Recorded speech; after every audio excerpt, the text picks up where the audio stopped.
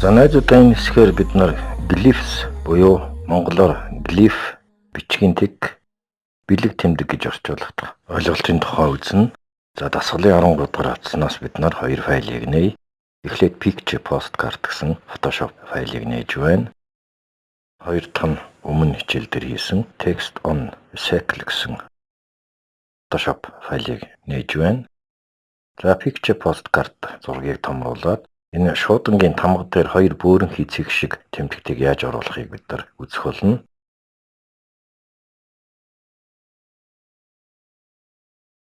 Нөгөө зургийн файлын тап дээр товшоод томруулж харъя.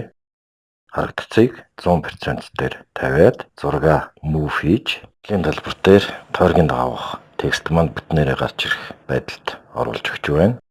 За бид нар Windows үйлдвэрлэлийн системд компьютерийн гарнаас Alt товчийг дарангаа 0149 гэсэн тоонуудыг оруулж өгч энэ хоёр бөөрөнхий тэмдэгтийг гаргаж авах боломжтой. Бид Glyph панелийн тусламжтайгаар энэ тэмдэгтийг оруулъя. За Glyph панелийг гаргаж ирэхийн тулд Windows-ээс Glyphs гэсэн мөрийг сонгон дуудаж болно. Эсвэл Type C-ний Panels мөрнөөс Glyphs panel гэсэн командыг дуудъя. За Glyphs панелийн хөвдөг цонх гарч ирсэн байна.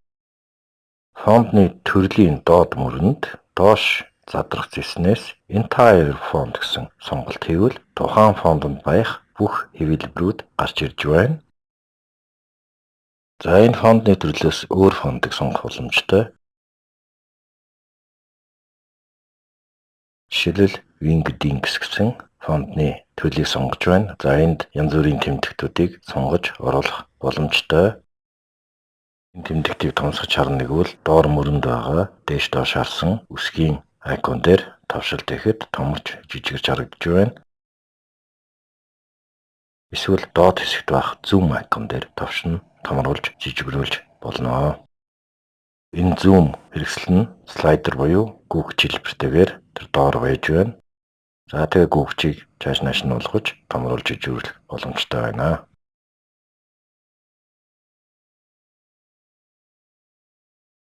Фонтны төрлүүдээс Myriad Pro гэсэн фонтыг сонголоо. Энэ фонтны стилийг bold дээр тавьж харж болно. Панель харахад эвтэйхэн тийм байралд зөөж тавиад Paradise гэсэн давхаргаа сонгон идэвхжүүлье.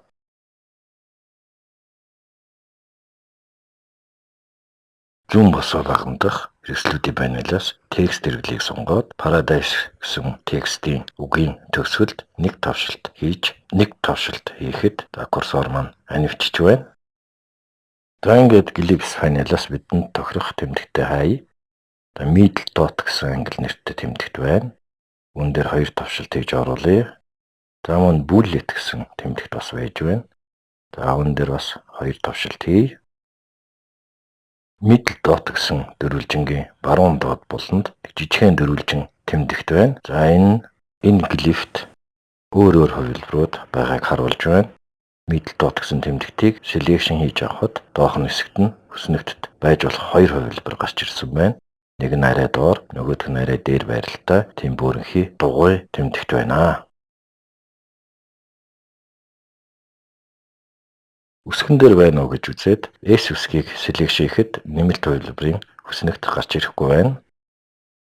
За буцаагаад Middle dot тэмдэгтээ сонгож идэвхжүүлээд тэр баруун тишээ харсан сум шиг тэмдэгтээр icon дээр нэг тавшихад Glyphs панел маань нэгдэж харагдаж байна. За alternate for selection гэсэн мөр гарч ирсэн байна.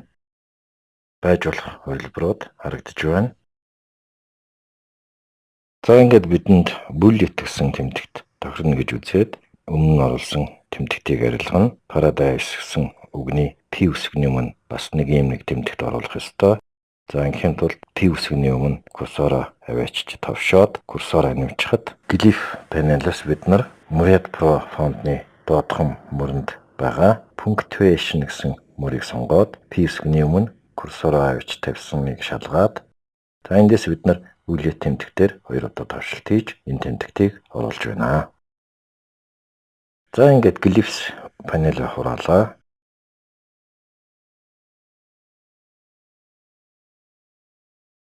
зурагны харагдцаа 50% дээр тавьж харж байна.